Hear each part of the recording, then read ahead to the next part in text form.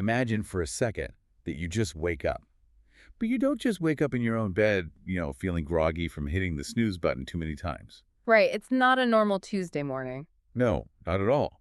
You wake up with this complete, impenetrable amnesia. I mean, you have absolutely no idea who you are, what your name is, or where you even came from. Your brain is just this totally blank slate. Exactly. So you look around, trying to find some sort of anchor to reality, and you realize you aren't in a hospital or anything. You are on a spaceship. Millions of miles from Earth. Millions of miles. And as the fog kind of starts to lift and these memories begin to just violently drip back into your conscious mind, you realize something infinitely more terrifying than the amnesia itself. Which is saying something. Yeah. You realize you are carrying the fate of all humanity on your shoulders. Like you are the only thing standing between Earth and total unavoidable extinction. It is honestly the ultimate high-stakes awakening. You are entirely isolated, your own mind is essentially a locked box, and the clock on human survival isn't just ticking down, it's practically at zero. Right. It forces you to figure out not just how to save the world, but how to literally be a person again. Okay, so let's unpack this. Mm. Because that absolute nightmare of a scenario is the starting point for what we are diving into today. We're taking a massive, really comprehensive deep dive into the 2026 science fiction blockbuster, Project Hail Mary. Directed by Phil Lord and Christopher Miller. Yeah, starring Ryan Gosling and obviously based on the absolute behemoth of a novel by Andy Weir. And we live in this area where every single new movie that drops is instantly slapped with these ridiculous labels. Oh, the hype cycle. The hype cycle is out of control. It's either a flawless masterpiece or it's just the death of cinema. It's so exhausting. Yeah, the reviewer Penguins actually points this out in his critique. He really tears into this extreme hype culture where everything has to be, like, glazed to the moon or dragged through the mud. Exactly. But our sources today suggest this film actually earns its staggering praise. Yeah. And we've got a lot of ground to cover. We do. We have a phenomenal stack of sources to pull from to figure out why this movie works so well. We are integrating production data and technical specifications from Wikipedia, Yep. plus deep dive critical reviews from major YouTube personalities. So we're looking at Penguinsy, Jeremy Jans, and Sin's Corner, alongside some incredibly passionate audience reactions we pulled straight from IMDb. So our mission for this deep dive is really to cut through that toxic modern hype. We want to figure out exactly how a movie about a man and his pet, a rock-like alien, how it managed to become this massive critical and commercial success. It's a fascinating question. We're going to explore the groundbreaking practical effects, the really intricate, agonizing adaptation process from Andy Weir's super dense 400-page novel, and why this specific story is just hitting audiences so profoundly right now. I think what's so fascinating here is the film's delicate, almost impossible balancing act, because it is grounded in unapologetic, hard science. What? Absolutely. We are dealing with extinction-level astronomical events, the intricacies of molecular biology, deductive reasoning, Newtonian physics, all of it. Real science. Real science. Yeah. Yet it manages to fuse that hard science with this profound emotional intimacy. It's making this huge statement that a massive budget studio sci-fi film doesn't have to sacrifice a beating heart just to deliver grand spectacle. Which is basically the holy grail of blockbusters. All right. But okay, before we even touch the visual spectacle or the alien puppet, we have to understand the stakes that set this whole insane mission into motion. Because if you don't buy the setup, you don't buy the movie. Right. The stakes are everything. Earth is in serious trouble, the sun is dying, and scientists observe this weird phenomenon they call the Petrova line. The Petrova line, that is the inciting incident, and it's really where the hard science fiction starts to flex its muscles. It's described as this distinct infrared line stretching directly from our sun to the planet Venus. Just a straight line of light. Yeah. And when scientists investigate the cause of this line, they don't find some natural cosmic phenomenon. They find a microorganism. It's an alien parasite that they dub astrophage. Astrophage, literally star eater. I mean, the concept completely broke my brain a little bit when I first read about it. It's terrifying. It really is. It's a single-celled organism. Yeah. But it is completely impenetrable to any form of electromagnetic radiation. It basically feeds off the sun's energy, absorbs it, and then it migrates to Venus to breed. Because it requires the planet's massive carbon dioxide atmosphere to reproduce. Right. So it's basically using our solar system as a giant buffet and nursery. If you're trying to picture this, Think of a cosmic algae bloom. Oh, that's a good way to put it. You know when a pond gets completely choked out by green algae and it just aggressively sucks all the oxygen and life out of the water until everything else dies? That is astrophage, but on a galactic scale, sucking the luminous output right out of our star. The algae bloom analogy is spot on because it highlights the real threat here, which is exponential growth. Right. Astrophage reproduces exponentially. So as the population on the sun's surface explodes, the amount of solar energy reaching Earth drops dramatically. Earth isn't facing global warming, it's facing catastrophic global cooling. It's going to freeze. Exactly. Within 30 years, the drop in temperature will collapse the food chain. Humanity will face mass starvation, followed by total extinction as the planet simply freezes over into a giant ball of ice. And 30 years is nothing. That is literally the blink of an eye. I mean, people have mortgages longer than 30 years. So naturally, the panic sets in. Scientists look out into our local solar neighborhood and realize astrophage has actually infected multiple other stars too. It's everywhere. But there is one anomaly. One single star called Tau Ceti. It's the only nearby star that isn't dimming. Which is the one glimmer of hope. Yeah, so humanity's only play is to go there, figure out why Tau Ceti is immune, and bring that answer back. And that is where we enter our protagonist, Ryland Grace, played by Ryan Gosling.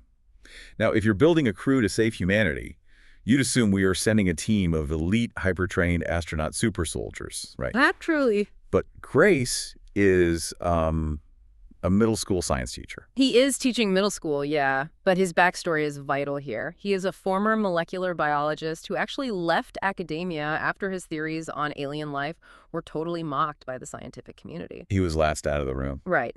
But now he's drafted into this global survival effort by a ruthless, fiercely intelligent government agent named Eva Stratt.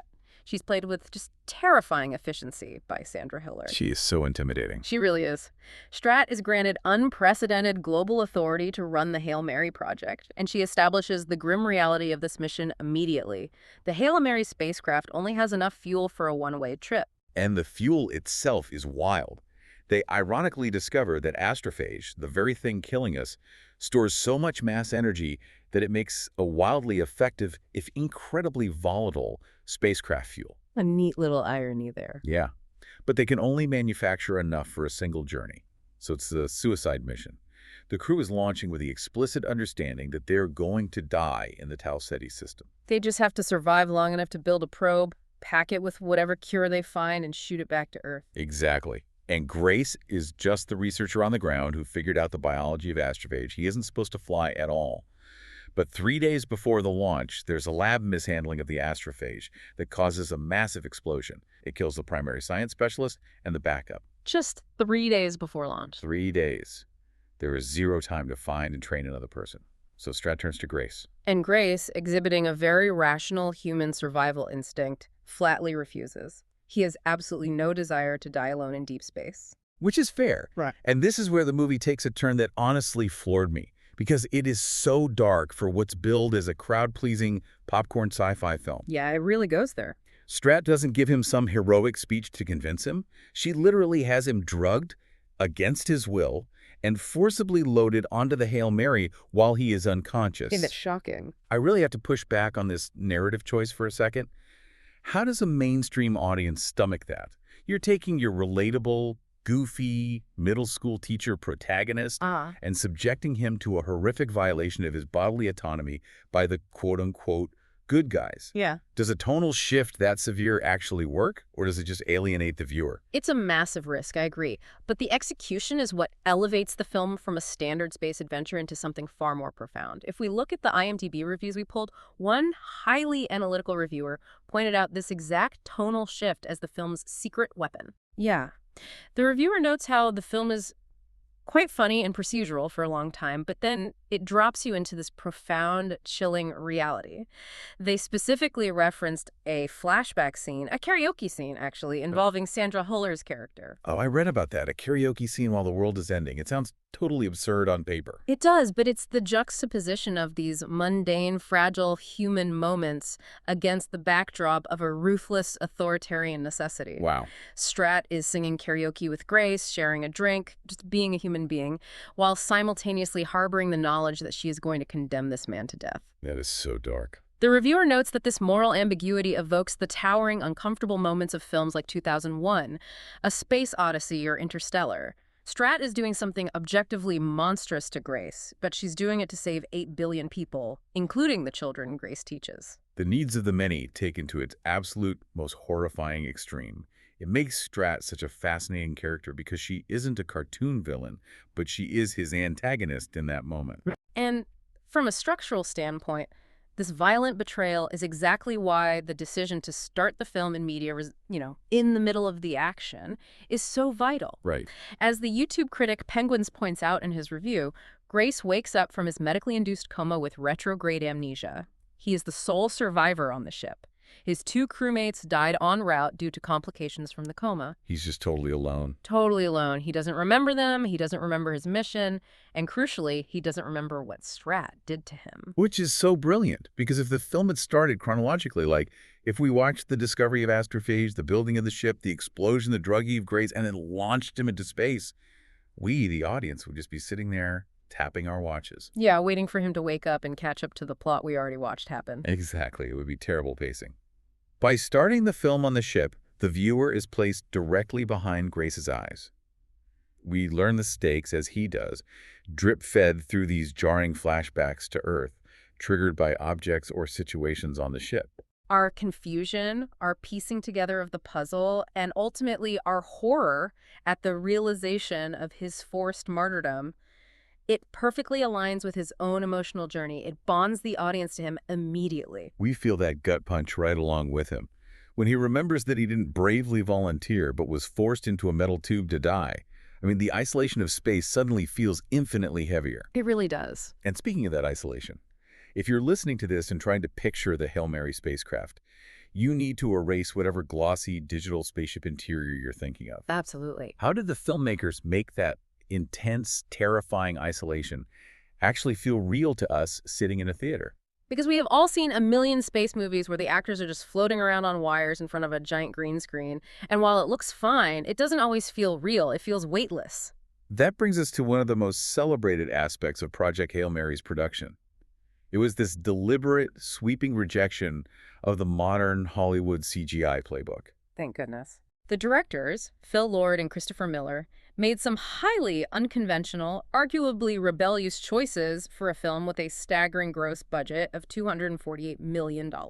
Jeremy Jans was brutal about this in his review. Yeah. He actively called out the state of modern blockbusters, referring to the overly inflated CGI cesspool of cinema, where everything just blends together into a flat, cartoonish mess of pixels. He didn't hold back. No. And I was reading the Wikipedia production data, and I actually had to read it twice. Lord and Miller physically built the entire interior of the Hail Mary at Shepperton Studios in the UK. And not just pieces of it, the whole thing. The entire ship. And they took it a step further. In an interview with The Hollywood Reporter, Miller confirmed that no green screens were used for the actors. None. Okay, I have to stop you there because my brain immediately goes to the logistics of that. Yeah. How do you shoot a massive sci-fi epic with spacewalks and alien planets without green screens? It sounds impossible. It does. My first thought was that they must have used those massive LED video walls, like the volume they use on The Mandalorian, to project space behind him. But the sources say they used black backgrounds and shifting hues. How does that even work practically on a set? It requires a meticulous, almost old-school reliance on in-camera lighting physics. When Ryan Gosling was filming a spacewalk outside on the hull of the ship, they shot him entirely in front of massive, physical black backgrounds to simulate the absolute void of deep space. Wow. And for scenes where the ship is in orbit near a planet with an aurora or an atmospheric glow, they didn't rely on a digital screen at all. They used massive arrays of shifting hue lighting rigs. Wait, so instead of a screen playing a video of an aurora, they just blasted him with the actual physical colors of the aurora from a lighting rig? Exactly. And the distinction there is crucial. An LED video wall emits light, sure, but it often lacks the punch and directional intensity of dedicated cinematic lighting instruments. That makes sense. By using shifting hues on a black background, the light hitting Gosling's suit, reflecting off his visor, and casting shadows across the physical hull of the ship is completely interactive and true to the physics of the environment. This visual strategy was spearheaded by the film's cinematographer, Greg Fraser. Greg Fraser is an absolute legend right now. He did Dune and The Batman. He is the master of making things look heavy and real. He really is. Fraser completely rejected the flat, even brightly lit look of contemporary space movies. He leaned heavily into stark, dramatic, sometimes aggressive shadows. Yeah. Jeremy Johns specifically noted this in his critique, pointing out that the background of space is often significantly darker than Gosling himself. It's not this milky, stars everywhere backdrop. It's a crushing, terrifying blackness. That stark contrast adds a tremendous amount of dramatic tension. You know, it makes me wonder, does the average moviegoer, like someone who has no idea what a gaffer does or what interactive lighting means, do they actually notice the difference? Or is it just a subconscious feeling in the back of their mind whispering, hey, this feels dangerous? Yeah, I'd argue it's entirely about the subconscious perception of weight and presence. The human eye has evolved over millions of years to understand how real light interacts with physical objects. Right. We know what reality looks like. We instinctively know how shadows fall, how reflections warp on curved glass, how fabric absorbs light. Even if a viewer doesn't understand the technical specifications of Greig Fraser's lighting plot, their brain recognizes when those physical rules are being obeyed versus when they are being simulated by a digital composite. That's a great point. Grounding the actors in a physical space gives the life or death stakes a tangible reality. And they push this visual storytelling even further with their camera and lens choices, which is where the production data gets really fascinating. Oh, the aspect ratios. I love this detail. So they shot this movie for IMAX using these massive sensor Arri Alexa 65 cameras, which give you this incredible 6.5K resolution. They're beautiful cameras. But they didn't just pick one frame size and stick to it. They play with the aspect ratio as a psychological storytelling device. They do. When a scene takes place in the present timeline, meaning Grace is alone on the Hail Mary in deep space, they utilize the full, towering sensor of the camera to achieve a 1.43 to 1 aspect ratio. Okay, so for anyone trying to visualize that, it is much taller. It almost resembles the square shape of an older CRT television, but projected on a massive IMAX scale. Exactly. However, for the flashback scenes taking place on Earth, they made a fascinating mechanical choice. They rotated anamorphic lenses 90 degrees to shoot in a much wider, letterboxed 2.39 to 1 ratio. Wait, I was confused by this when I first read it in the notes. Why make the space scenes tall and the Earth scenes wide? Instinctively, shouldn't space, the infinite cosmos, shouldn't that get the super wide, expansive cinematic shot? Why box space in and stretch Earth out? It seems counterintuitive at first until you analyze the psychological state of the protagonist. Okay. The wider 2.39 to 1 ratio for the Earth flashbacks gives those memories a classic cinematic sweeping feel. Earth represents his past. It feels wide, open, and populated. There's horizontal movement people, landscapes, laboratories. Oh, I see. But the taller 1.43 to 1 ratio for the present day inside the ship does two things simultaneously. First, it emphasizes the verticality and the tight claustrophobic architecture of his immediate environment. He's trapped in a tube. Right. Second, when he does look out the window, that towering vertical frame captures the overwhelming, crushing vastness of the cosmos, bearing down on him from above and below. It subconsciously separates his trapped, immediate reality from his expansive, lost memories of home. That is incredibly smart. It's like your brain is being told two completely different emotional stories just based on the physical shape of the screen in front of you. Exactly. And to add one more layer of texture to this, the production didn't just keep the footage digital. They took the incredibly crisp 6.5K digital files from the Arri cameras, transferred them onto actual analog film stock, and then digitized that film back into the computer. Just to get that grain. Yeah, just to give the final image the organic grain and warmth of classic cinema. It's a level of obsessive dedication to the craft that feels so rare right now. And that physical grounding, that absolute obsessive commitment to tactile reality is exactly what makes the film's most daring narrative element actually function. Because Grace doesn't stay alone on that ship forever. The isolation is eventually broken. Oh man, this is where the movie shifts from a grim survival story into something completely joyous. Honestly, it's my favorite part of the entire deep dive. The creature design. The absolute triumph of creature design. Let's dig into Grace's unexpected co-pilot, the pet rock that stole the internet's heart. So as Grace is approaching the star Tau Ceti, attempting to solve the astrophage problem alone, he makes a staggering discovery. He realizes he isn't the only one who had the idea to look for a cure in this specific solar neighborhood. Right. He encounters an alien spacecraft on the exact same trajectory. Another ship. Yeah. And he discovers it's made out of this impossibly strong, clear material that he dubbed xenonite.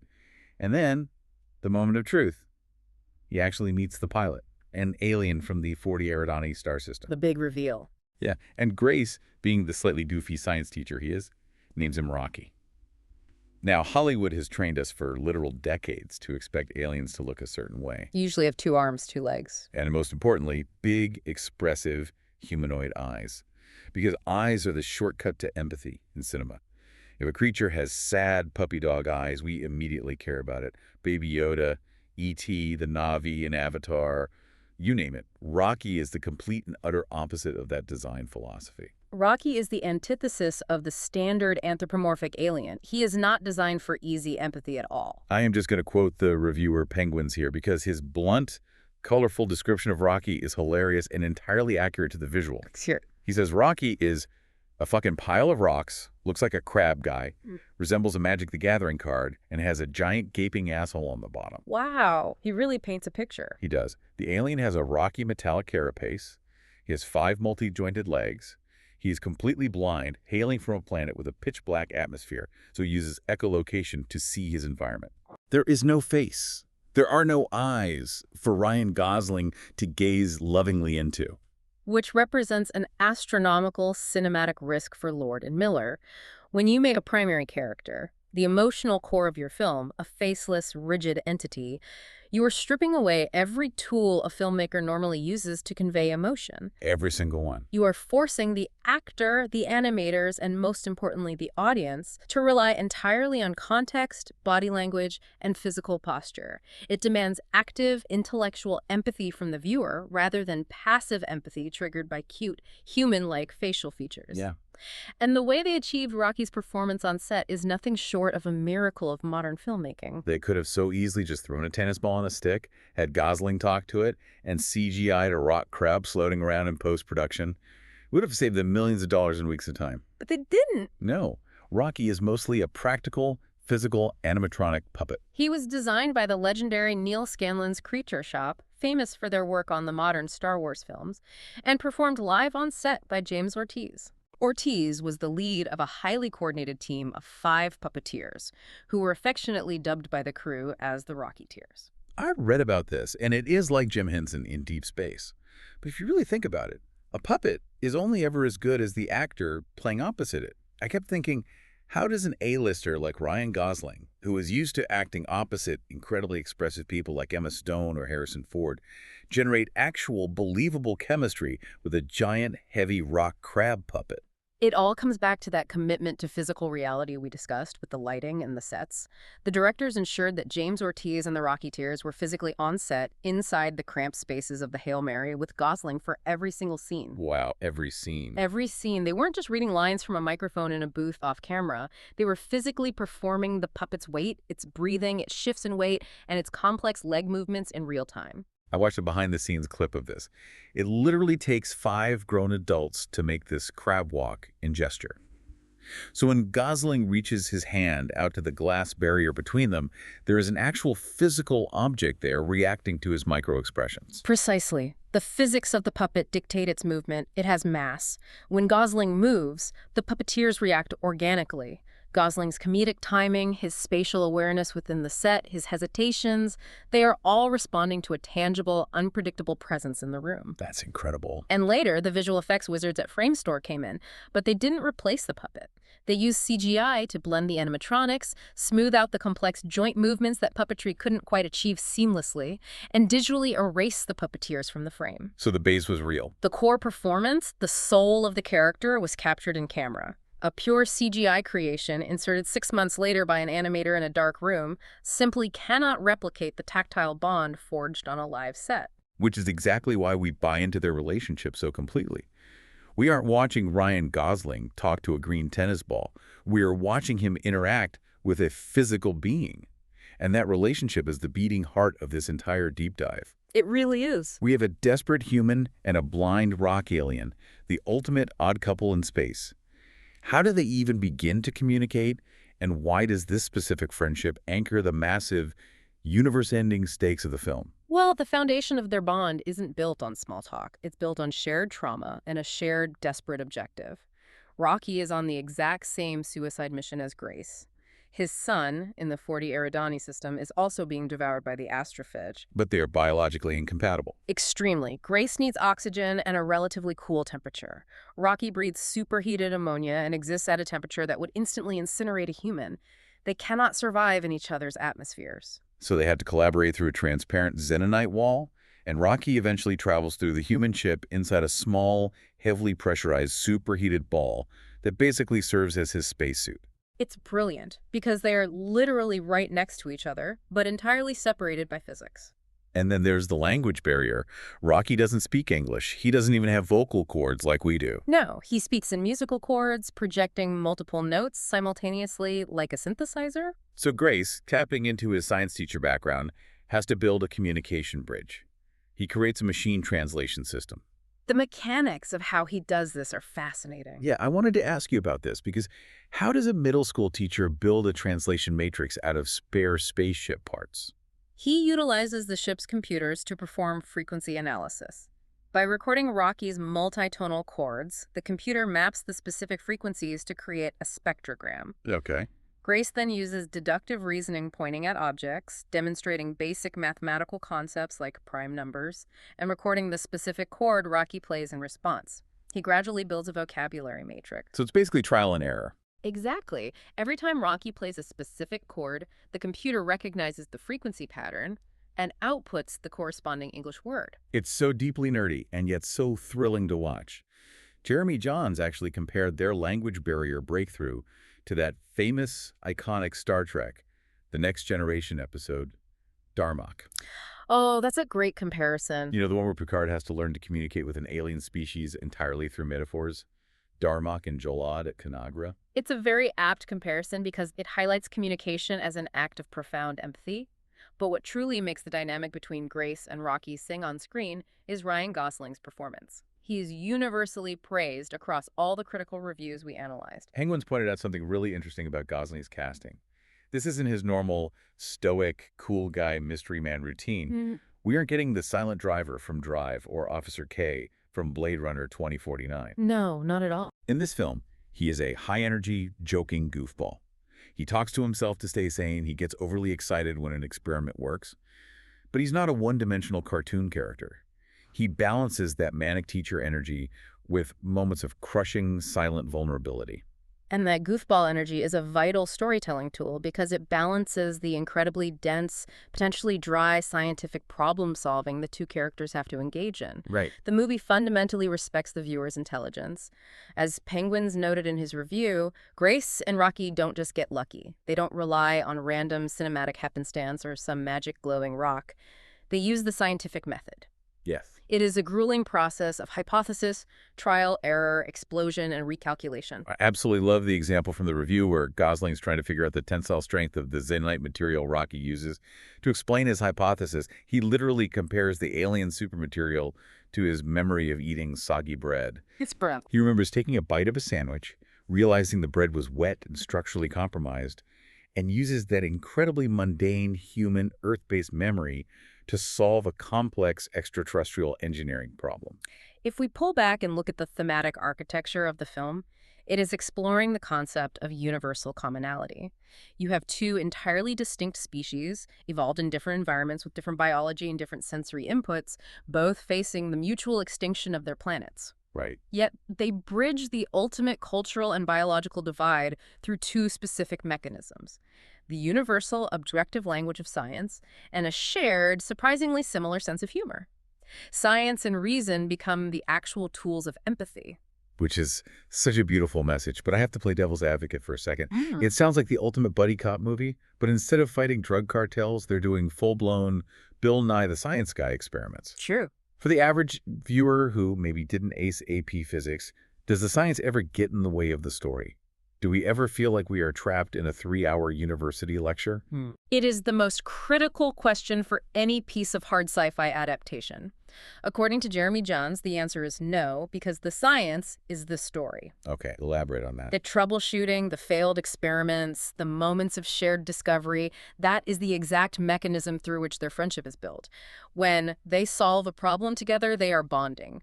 The math is the emotional dialogue. That makes total sense. However, this heavy reliance on internal deductive reasoning presents a massive, towering challenge for the filmmakers when translating the book to the screen. Yeah, let's dive into the double-edged sword of adaptation.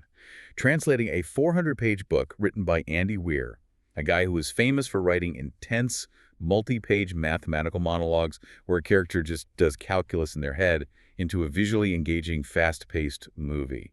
How did the screenwriter, Drew Goddard, actually handle that translation? Goddard is uniquely qualified for this specific challenge, having previously adapted Weir's breakthrough novel The Martian into the highly successful Ridley Scott film. And overwhelmingly, the reviewers agree he succeeded again. Sources like Sin's Corner and the aggregate IMDb reviews call it a fantastic, faithful adaptation. Sin noted that hardcore fans of the novel should be extremely satisfied, pointing out that Goddard maintains the general structural integrity of the book and uses the amnesia-driven flashbacks highly effectively to pace the exposition. But, there are always compromises when you move from page to screen. You can't fit everything. Of course. Jeremy Jahns pointed out some structural flaws, specifically regarding the runtime. The movie clocks in at 156 minutes. That is almost 2 hours and 40 minutes. It's an epic length. But even at that massive length, Johns felt that the movie actually fast-tracks Grace's deductive reasoning to a fault in certain scenes. Johns uses a brilliant, highly specific example to illustrate this pacing issue. In the novel, when Grace wakes up from his coma, he doesn't immediately look out a window and know he's in deep space. He is blind to his location. He feels that the gravity in the room is wrong.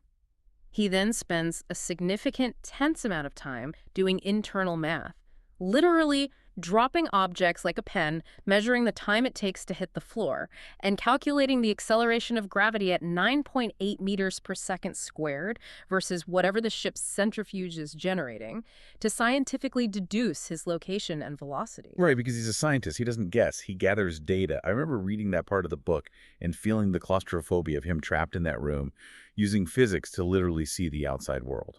But in the film, as Johns notes with a bit of frustration, Goddard bypasses all of that math. Grace simply wakes up, climbs a ladder, opens a blast shield, looks out a window, and sees the cosmos. He instantly knows he's on a spaceship. The deduction is replaced by visual confirmation. I totally get why a book purist would be annoyed by that. But if you think about the mechanics of filmmaking, film is a purely visual medium. You cannot have Ryan Gosling sitting on a cot, dropping a pen, and doing mental math for 20 minutes of screen time. The pacing would grind to an absolute halt. The audience would be checking their phones. Goddard had to translate that brilliant internal logic into a kinetic, visual action, climbing the ladder and looking out the window. It achieves the exact same narrative revelation, just in 10 seconds instead of 10 pages. It is a necessary, albeit painful, pacing trade-off to maintain narrative momentum for a theatrical audience. Sin's Corner also noted some other compromises inherent in the adaptation process. What kind of compromises? The film omits some of the deeper contextual backstory as to exactly why Grace was originally chosen for the Astrophage Study Committee in the first place before he was drafted for the flight. The book dives deep into his specific academic papers that got him noticed. Ah, I see. Sin also mentioned that some of the interactions between Grace and Rocky were slightly exaggerated for comedic effect by Lord and Miller, differing a bit from the more stoic procedural tone of the novel's second act. Sin also had a really fun, super specific critique that I think any audiobook fan will relate to. She absolutely loved the audiobook version of Project Hail Mary, which was narrated by the brilliant Ray Porter. Oh, the audiobook is legendary. It is. And she really, really wished the filmmakers had cast Ray Porter to voice Rocky's translated English dialogue in the movie. She acknowledged that the voice actor they actually cast did a solid job, but as a hardcore fan of the audio experience, she wanted that specific familiar voice in her ear. That makes perfect sense. It's the classic "the book was better" dilemma.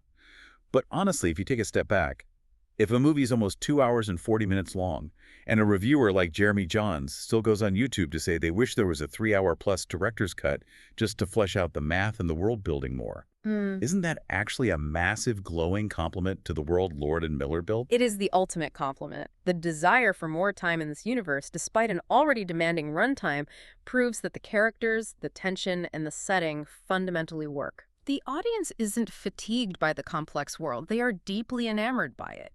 And this immense emotional investment is precisely what makes the film's climax so deeply resonant, because it deviates sharply and bravely from standard Hollywood expectations. The climax. This is where the movie goes from being a really fun, nerdy science experiment to something that actually hits you like a freight train emotionally. Yeah. Let's talk about the ultimate sacrifice. So, Grace and Rocky, after months of grueling research and near-death experiences, finally find what they are looking for in the dense atmosphere of the planet Adrian in the Tau Ceti system. The cure. Yes, they discover a microscopic predator that naturally feeds on astrophage, keeping its population in check. Grace names this organism Tomoba. It is the biological weapon they need to save both Earth and Rocky's home world of 40 Eridoni. It's the ultimate victory. They did it. But this is a Lord and Miller movie and an Andy Weir story, so of course it cannot be that easy. The universe has one more horrific curveball for them. They run into a massive, heartbreaking complication after they've already parted ways and are heading back to their respective solar systems. During his solitary trip back to Earth, Grace makes a terrifying accidental scientific discovery. The Tomoeba is highly adaptive. It has evolved. Oh no. Specifically, it has developed the biological ability to consume and pass straight through xenonite, the super strong, supposedly impenetrable material that Rocky's entire ship is constructed from. Which means the cure they found, the very thing meant to save Rocky's species, is going to eat right through Rocky's fuel containment tanks. Rocky's going to lose all of his astrophage fuel, his ship will die in the cold void of deep space, and his entire planet will freeze. It's a disaster. And the worst part is, Rocky has absolutely no idea because he's already light years away speeding home. This presents Ryland Grace with an impossible, agonizing moral choice. He has already fixed the Tomoeba containment issue on his own ship, the Hail Mary, because human ships are built with earthly metals, not xenonite. So his ship is fine. He is safe. He can continue his journey back to Earth, deliver the cure, be hailed as the greatest savior in human history, and live out the rest of his life on his home planet. Or he can make the ultimate Hail Mary play. He can turn his ship around, burn the last of his fuel to go catch up to Rocky's crippled ship, save his friend from suffocating in space, and in doing so, doom himself. Exactly. He will never, ever have enough fuel to make it back to Earth. He would be giving up his home, his species, and his entire life forever. And what does the goofy middle school science teacher do? He chooses his friend. Yeah, he does. He meticulously packs the Tomoeba cure and all his research data into the unmanned automated probes, shoots them back toward Earth so humanity can be saved without him, and he turns the Hail Mary around to go plunge into the dark and save Rocky. It is a profound, masterful subversion of the traditional hero's journey archetype. In a standard blockbuster, the hero faces the trial, wins, and returns home to reap the rewards. They get the ticker-tape parade down Fifth Avenue, they get the romantic reunion, they get the medals. Right. Ryland Grace gets absolutely none of that. His victory is deeply personal, incredibly intimate, and entirely unseen by his home planet. No human being on Earth will ever know the specific, crushing sacrifice he made to save them, or to save an alien they don't even know exists. It is the purest, most undiluted definition of altruism. Doing the absolute right thing when literally no one from your world will ever know you did it. And the movie honors that choice with this beautiful, quiet, surprisingly peaceful ending. It's a gorgeous sequence. We see that Earth is saved, the sun is returning to normal. We see a brief shot of an older Strat reviewing the data probes, realizing Grace succeeded. And then we cut to Grace. He is visibly older, living peacefully inside a specially constructed climate-controlled biodome on Rocky's alien planet of 40 Eridoni. And what is he doing with the rest of his life? He's back to doing what he loves. He is a teacher. He's teaching basic physics to little five-legged Iridian alien children. It brings his character arc to a flawless thematic close.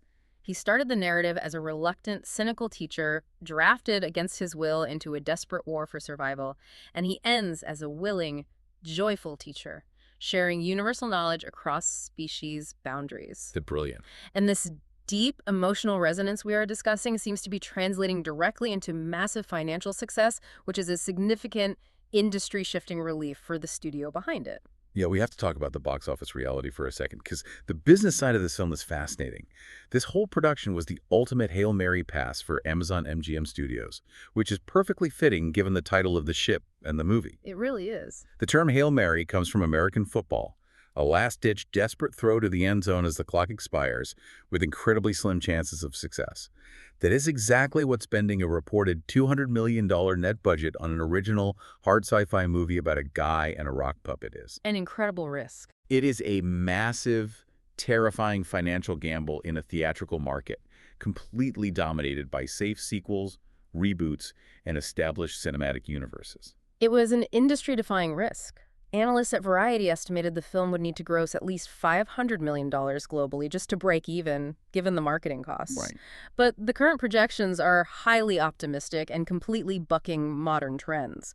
Following a reported Friday domestic gross of $33.1 million, which included Thursday preview screenings, the opening weekend projections were immediately pushed to a stellar $80 million domestically. That is huge for a non-franchise property.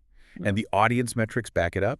Audiences are giving it an A cinema score. Which is crucial. For those who don't track box office, an A means word of mouth is going to be incredibly strong. People are leaving the theater, getting in their cars, and immediately texting their friends that they have to go see it. Why do you think that is? In a landscape full of what Jeremy Jahns called cynical CGI cesspools, why is this specific movie connecting so deeply right now? I believe it is because the film serves as a potent antidote to pervasive cinematic and cultural cynicism. The consensus across the reviewers we analyze is that audiences are desperately craving exactly what this film offers. Which is? A narrative that preaches hope, the transformative power of cross-cultural friendship, and the indomitable triumph of the spirit. It presents an optimistic view of the future, where science, intellect, and collaboration are the keys to survival, rather than just overwhelming firepower or violent conquest. I love that. And this profound emotional journey is significantly amplified by the film's auditory landscape, which we cannot overlook. Oh, the music. Penguin said the music in the third act was going ballistic. Yeah. The score was composed by Daniel Pemberton, who actually worked with Lord and Miller previously on the incredibly kinetic Spider-Verse animated movie. He's incredibly talented. He is. For this, Pemberton created a sweeping 38-track original orchestral score, but the directors also blended in these incredible, perfectly timed needle drops. They used Harry Styles' as sign of the times during a crucial launch sequence, and most poignantly, they used the Beatles' Two of Us. The song choices are narratively deliberate, not just background noise. Two of Us, by the Beatles, perfectly encapsulates the journey of Grace and Rocky. Let's talk about the lyrics. If you look at the lyrics, it's about two very different beings on a long journey together, entirely dependent on one another, going nowhere fast. The soundtrack reinforces the central thesis of the entire film connection in the face of the infinite. Okay, let's bring this all together. We have explored how Project Hail Mary completely defied that toxic, extreme hype cycle that dominates the internet right now. We have. We've seen how Lord and Miller rejected the easy route of digital green screens, instead committing to rigorous practical filmmaking, massive physical sets, shifting light hues, and large-format IMAX cameras to ground the audience in the terrifying, heavy reality of deep space. It paid off. We unpacked the massive creative risk of making the emotional core of a $200 million movie a faceless, animatronic, five-legged rock puppet operated by James Ortiz and the Rocketeers, and how that physical presence elevated Ryan Gosling's performance. And the script. And we saw how Drew Goddard's script, paired with Gosling's perfect balance of goofball humor and deep vulnerability, brought Andy Weir's dense mathematical source material to vibrant, beating life. It truly stands as a testament to the enduring power of deeply human storytelling. It proves to the industry that you can have all the spectacle in the world, the high-stakes extinction events, the massive budget, and the groundbreaking visual effects, but if you don't anchor all of that in a relatable, emotional dynamic like a man and his alien friend using soggy bread to solve complex physics problems, the spectacle ultimately falls flat. Right. It is the relationship that gives the spectacle its weight. So if you are listening to this, whether you are a massive science nerd who loves calculating orbital mechanics in your head, a diehard fan of Ryan Gosling's acting chops, or just a moviegoer who is desperately tired of endless, weightless CGI explosions and cynical cash grabs, this story proves that grand spectacle is absolutely nothing without a beating heart. As we conclude this deep dive, there's a final philosophical question raised by the film's climax that I want you to consider. Ryland Grace gave up his home, his species, his past, and his entire known reality to save a friend who doesn't even have a face. Yeah. In an era where we so often struggle to find common ground with our own neighbors living on the exact same street, ask yourself, if you were light years from home, floating in the terrifying murky void of deep space, What would it actually take for you to sacrifice everything for a stranger? We started this deep dive talking about the absolute paralyzing terror of waking up on a spaceship with amnesia, not knowing who you are or what you're supposed to do with the burden of humanity on your shoulders. But maybe the real miracle of Project Hail Mary isn't that Ryland Grace remembered the complex math required to save the world. No. It's that millions of miles from the nearest human being in the dark void of space, he remembered how to be a friend.